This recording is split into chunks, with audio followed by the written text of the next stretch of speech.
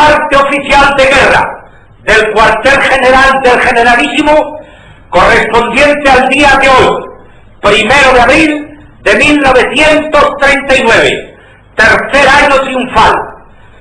En el día de hoy, cautivo y desarmado el Ejército Rojo, han alcanzado las tropas nacionales sus últimos objetivos militares. La guerra ha terminado. Burgos, 1 de abril de 1939, año de la victoria. El Generalísimo fue leído a las 22 horas 30 minutos del día 1 de abril de 1939 en los estudios de Radio Nacional en Burgos, por el actor Fernando Fernández de Córdoba. Firmado por el general Franco, fue el último parte de guerra. Si la guerra había terminado en los campos de batalla, en la sociedad aún se prolongó durante bastante tiempo. El régimen, además de continuar con una brutal represión, tuvo que hacer frente al último estertor de la herencia republicana, la guerrilla antifranquista. Muchos son ya los trabajos de investigación y los libros y los artículos publicados sobre el maquis, y serán más seguramente cuando se puedan consultar algunos archivos todavía inaccesibles. También en Extremadura se escribió parte de esta historia. Uno de sus capítulos fue el trágico final, a manos de la Guardia Civil, de una partida de 5 guerrilleros y su enlace en el término municipal cacereño de Pozuelo de Zarzón.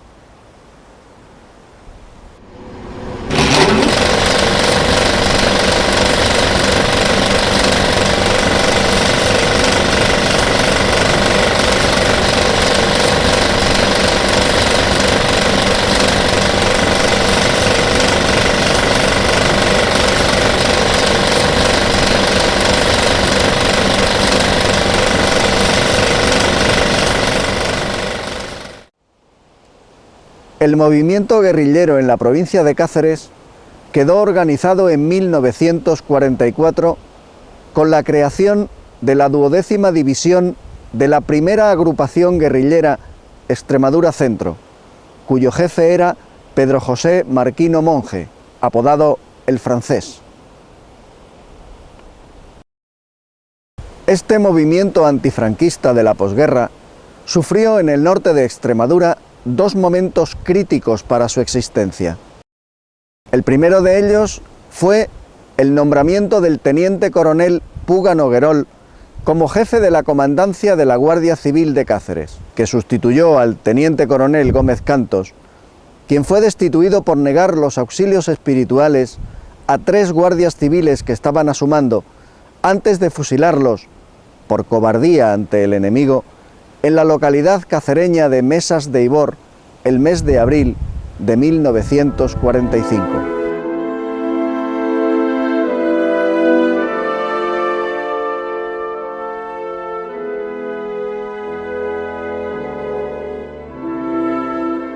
La incorporación de Puga Noguerol trajo consigo un gran impulso en la lucha contra la guerrilla. A las medidas estratégicas de vigilancia permanente y batidas periódicas de las zonas donde se sabía que merodeaban los guerrilleros, añadió otras que, a la vista de los resultados, podemos considerar decisivas. Fomentó el empleo de las conocidas contrapartidas, integradas por fuerzas de los servicios especiales, y del Somatén, patrullas de civiles generalmente falangistas, además de potenciar la presencia de confidentes infiltrados en la guerrilla. El segundo momento crítico para la existencia del movimiento antifranquista lo constituyó la muerte el 31 de julio de 1946 de Pedro José Marquino Monje, el Francés, uno de los más famosos guerrilleros que en los últimos 6 años de su vida había combatido junto con otros lugareños no menos briosos al franquismo de la posguerra desde las sierras del norte de la provincia de Cáceres.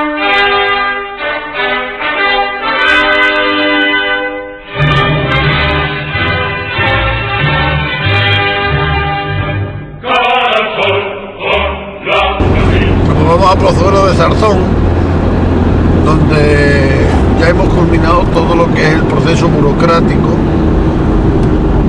para poder realizar adecuadamente las exhumaciones que estaban previstas y adecuadamente con respecto al protocolo que tenemos diseñado. Entonces hemos conseguido ya el permiso de patrimonio para excavar mediante un informe que se ha emitido de lo que se va a realizar.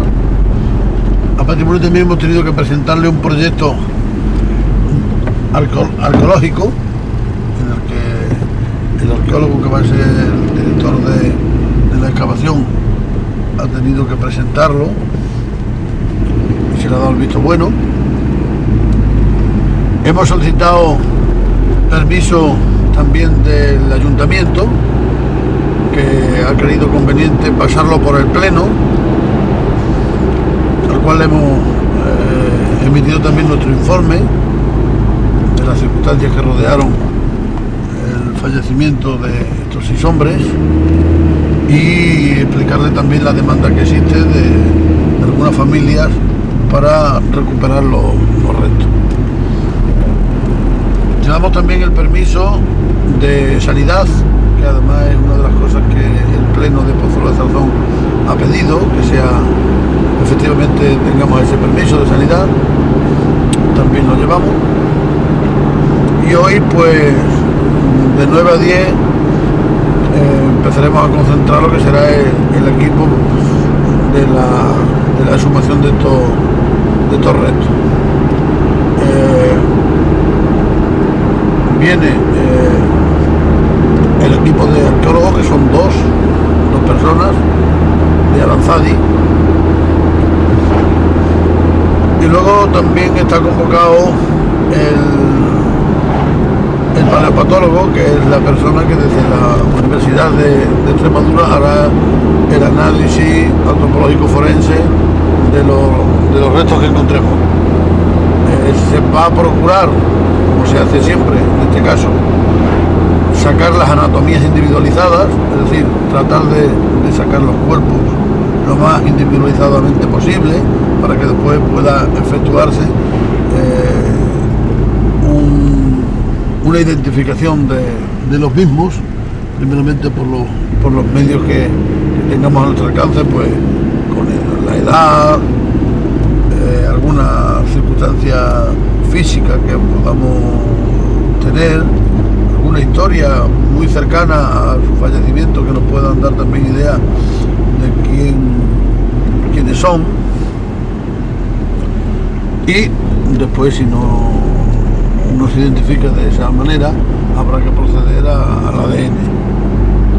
También tenemos, y lo tendremos ahí cerca a los trabajos en la fosa, una persona que fue testigo ocular y además participó en la inhumación, es decir, cuando los enterraron en la fosa común del cementerio civil de Pozuelo de Zarzón en el año 46, fue uno de los que participó en el enterramiento y nos ha podido describir las circunstancias que rodearon a ese enterramiento, cómo estaban los cuerpos, cómo se encontraban, y nos puede servir también a la hora de hacer alguna identificación por alguna circunstancia peculiar que nos ha contado de ellos. Eso es lo que vamos a hacer hoy. Esta fosa se realiza por una demanda explícita de uno de los deudos de las personas que están en esa fosa.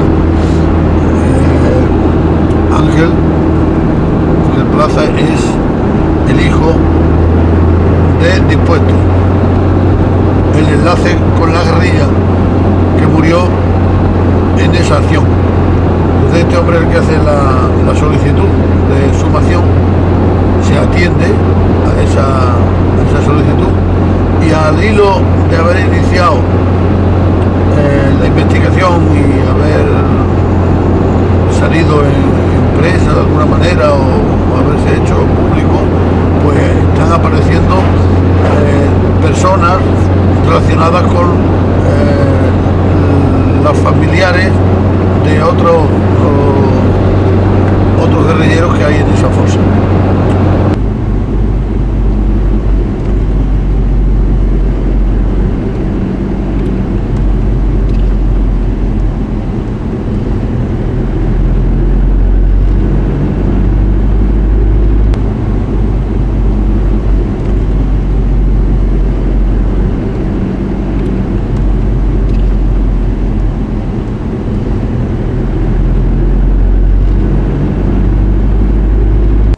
Pues yo llevaba ya mucho tiempo tratando de que a ver si esto se podía recuperar los restos de mi padre. Me puse en contacto con Julián Chávez Palacio, vino a visitarme a mi casa con el Pinto, y entonces pues yo le di todas las notas que me parecía que no tenía. Y entonces pues es cuando se escribió el libro. Pues después ya me puse en contacto, me dijo Julián Chávez Palacio, me mandó una esquela con los nombres de los que yo le había dado, que estaban en el libro, para mandar solicitar la recuperación de los cuerpos. Y después ya vino con Cayetano Ibarra, y estuvimos viendo el sitio donde estaba. Y después ya es cuando han acordado de que vino la alcaldesa, vino con la máquina, vieron dónde estaban los cadáveres, y es por eso que estamos aquí hoy para sacarlos. En su libro Guerrilla y franquismo, Julián Chávez cuenta que a partir de las investigaciones iniciadas tras la muerte del francés, la Guardia Civil sometió a una estrecha vigilancia al enlace Silverio Plaza Rodríguez, apodado El Dispuesto, que dio como resultado la localización del campamento de una partida de guerrilleros en la finca Canchales de Ramos, en el término municipal de Pozuelo de Zarzón. Sobre las 3:30 de la tarde del día 6 de agosto de 1946, por sorpresa y con empleo de bombas y disparos de fusilería, la Guardia Civil asaltó el campamento. No hubo tiempo para el enfrentamiento, pues el asalto fue tan brutal que produjo la muerte de toda la partida que, capitaneada por Celestino Martín Pérez, apodado El Compadre, estaba integrada por Justo Vega Miguel, el Secreto, Desiderio Iglesias Puertas, el Amable, Anselmo Martín García, el Peine, y Pedro Pérez Álvarez, el Cantares, o también apodado el Grillo. En esta operación, aunque no se sabe con certeza si antes o después de realizarla, la Guardia Civil dio muerte a Silverio Plaza Rodríguez, el Dispuesto, que era el enlace que colaboraba con la partida guerrillera de El Compadre en Pozuelo de Zarzón, y que en esos momentos se encontraba en las proximidades del campamento. Los cadáveres fueron trasladados en un carro hasta el cementerio del pueblo. Allí los introdujeron en la sala de autopsias, donde permanecieron hasta que fueron sacados y fotografiados uno a uno. Luego los fueron echando en una fosa cavada en el cementerio civil de Pozuelo de Zarzón, hoy en ruinas. Según Telesforo Rodrigo, testigo presencial de los hechos, una vez todos los cadáveres dentro de la fosa, los enterradores tuvieron noticia de que uno de ellos llevaba encima una cantidad importante de dinero, y entonces, atando una soga a los pies de los cadáveres y tirando de ellos, volvieron a sacarlos. Tras el registro, que resultó fructífero pues encontraron 500 pesetas, los devolvieron a la fosa. Y luego los dejaron todos desnudos ahí.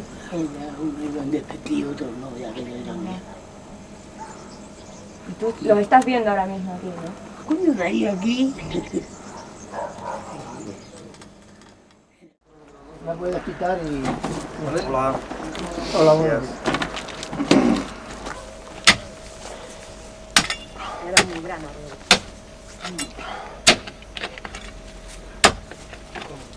Hoy siento una alegría porque voy a recuperar los restos de mi padre. No es que tenga ningún rencor ya, porque eso ha terminado, porque hay que perdonar, pero olvidar no se puede olvidar nunca nada. No se puede quedar restos que le pertenecen a uno por ahí olvidados como si fuera una cosa que fuera, ni un perro se queda, cuanto más una persona. Entonces hoy estoy orgulloso de esto.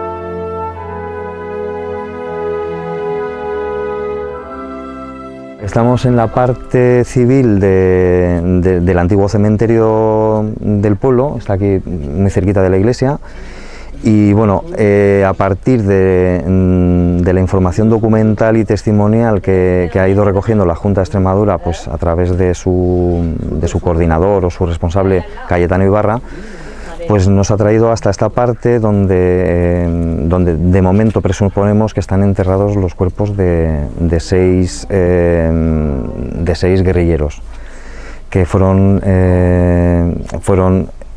asesinados en el año 46, si no me equivoco. Y bueno, pues hoy hemos empezado un poco la tarea, siempre es, en un principio es prospección, ¿no? hasta que empiezan a aparecer evidencias.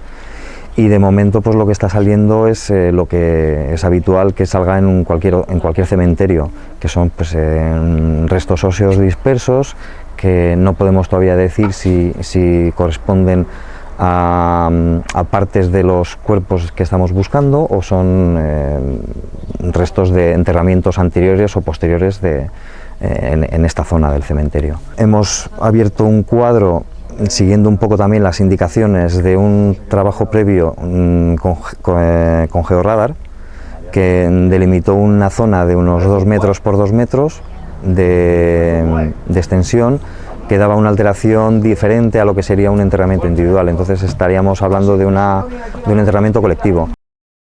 Además del estudio georradar está también el testimonio de una persona que fue testigo directo porque participó directa o indirectamente del enterramiento de las 6 personas.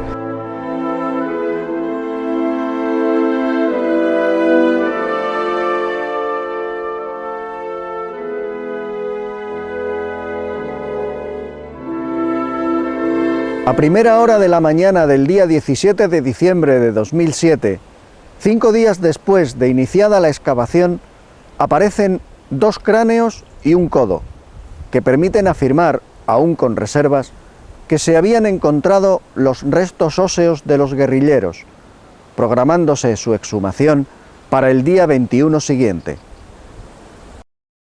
Bueno, pues en la fosa que acabamos de excavar se han encontrado los cuerpos de 6 personas, que coincide con todos los datos que se habían recogido con anterioridad. Les hemos numerado según fue el último o el primero que cayó. Entonces el número 1 es la última persona que cayó en la fosa.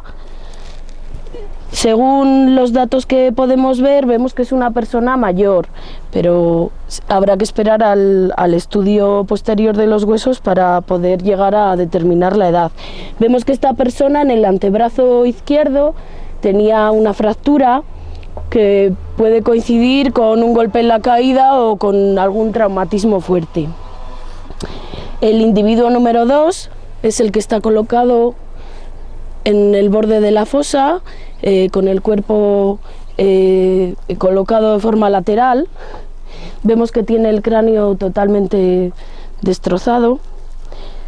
El individuo número 3 es el que se encuentra boca abajo. Vemos aquí su brazo como marca el borde de la fosa. La fosa se puede ver que era estrecha, entonces los cuerpos están acomodados a las dimensiones de la misma. El individuo número 4 es el que se encuentra allí con la cabeza ladeada. Parece ser que podría corresponder con el individuo más joven del que tenemos constancia, pero como he dicho antes, habría que esperar al estudio de los huesos para confirmarlo.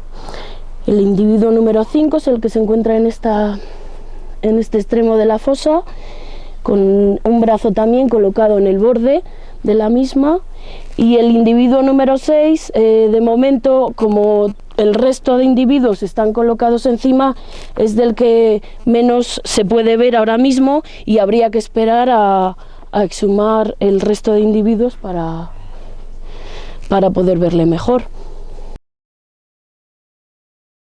Desde el mismo momento que aparecen los huesos, comienza el estudio.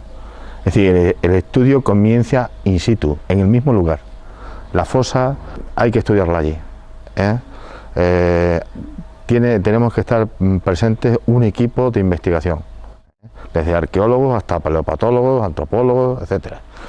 Entonces, allí mismo incluso hay que hacer medidas, porque una vez que se saque el hueso, se rompe, y allí mismo tenemos que medirlo, para poder saber y obtener todos los datos posibles.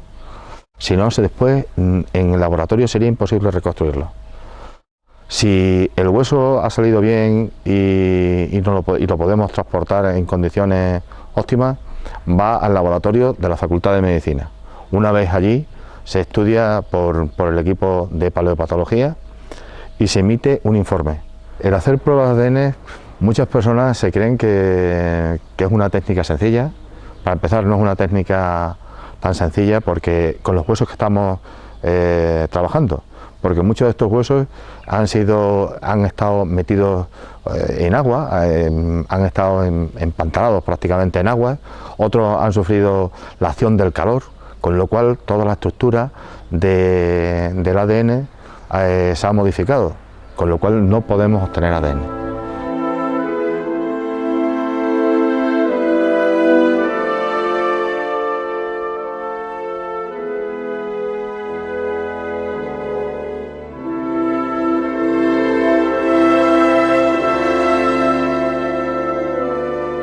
Bueno, en el supuesto de que los restos que se han exhumado pueden ser identificables, pues se le haría entrega de los mismos a las familias que lo demandan, y son ellas las que decidirán cómo hacer ese enterramiento, que en su día no se hizo. En el supuesto de que no puedan ser identificables, que no puedan ser de alguna manera individualizados, pues entonces se procederá, como se ha hecho en otros lugares, a hacer una inhumación de todos los restos también en conjunto, y se le pondría una placa o una piedra donde se reflejen los nombres de todos ellos. Estamos hablando sobre todo de una cuestión de derechos humanos, de personas que fueron silenciadas, que fueron asesinadas, que fueron arrojadas de la memoria colectiva, y en este sentido lo que pretendemos es básicamente reincorporarlos a nuestra historia común y a nuestra historia más reciente, y que todos estos familiares que durante todo este tiempo estuvieron sufriendo la presión social por ser vencidos, por ser hijos de personas que habían sido represaliadas, pues en cierto modo compensarle, al menos moralmente, de todo ese sufrimiento que ellos pasaron. Por eso el hecho de estar aquí, no solamente familiares, sino también personas que estamos trabajando, que estamos colaborando con este proyecto, en cierta forma es una manera de reconocer todo ese sufrimiento y apoyar en todo este proceso de recuperación de la memoria histórica. La Asociación para la Recuperación de la Memoria Histórica de Extremadura agrupa tanto a familiares de personas que fueron víctimas del franquismo como a investigadores y aquellas otras interesadas en conocer nuestra historia más reciente. Normalmente el procedimiento que seguimos cuando recibimos por parte de algún familiar demandamos conocer algún caso o recuperar alguna fosa, pues la asociación lo que hace es ponerse en contacto con ese familiar, recopilar toda aquella información o documentación que exista sobre el caso, y en función de esa información se pasa a contactar con la Consejería de Cultura de la Junta de Extremadura, que es quien se encarga luego ya de poner en marcha todo el procedimiento necesario para, en el caso de la fosa, recuperar estos restos. Sobre todo el papel de la asociación es un papel de asesoramiento, de ayuda ayuda y de colaboración, porque nos encontramos con que en la mayoría de los casos para un familiar es muy difícil recabar todos estos datos, los permisos necesarios y sobre todo saber o moverse en este mundo tan burocratizado como en el que nos encontramos. Cuando hablamos de recuperación de la memoria histórica estamos hablando no de un hecho individual, de una persona que quiere recuperar los restos de un familiar, sino que hablamos de un proceso colectivo en el que toda la sociedad tenemos que apoderarnos de esa memoria histórica y reincorporarla a nuestra vida social. Por eso cuando utilizamos casos concretos para recuperarlo, al mismo tiempo se hace ese proceso también de difusión de los avances que se están obteniendo en este proceso de recuperación de la memoria histórica, bien a través de jornadas, publicaciones, charlas, asistencia a congresos. La idea es que toda esta información se conozca y sobre todo que vaya calando en lo que es la sociedad, pues para que de esta forma, como decíamos, conozcamos nuestro pasado más reciente y podamos subsanar todas esas lagunas que en la transición de la dictadura a la democracia quedó pendiente y que por fin parece que ha llegado ya el momento de saldar esa deuda. Yo me gustaría que los restos fueran reconocidos para que cada uno cogiera los suyos. Y si hay alguien que no se ha preocupado de los restos, pues que los metan en un monolito, en el cementerio, los metan todos juntos, por si alguien quiere llevar una flor el Día de los Santos o algo así. Que tengan recuerdo en dónde están, como hizo cuando los de la guerra que mataron, que puso una lápida con todos los nombres que habían fallecido. Y eso me gustaría a mí que fuera aquí. Si son reconocibles y se puede hacer el ADN, se hace, y si no es posible hacer el ADN, por lo menos que estén todos juntos en un monolito que todo el mundo los podamos visitar. A la caída de la tarde del día 21 de diciembre de 2007 y finalizada la exhumación, un ramo, compuesto por 6 rosas rojas, una rama de olivo y flores silvestres, junto a una vela encendida, ocupa el lugar donde permanecieron durante 61 años los cuerpos de 6 hombres que seguramente algún día cantaron esta canción. Por llanuras y montañas, guerrilleros libres.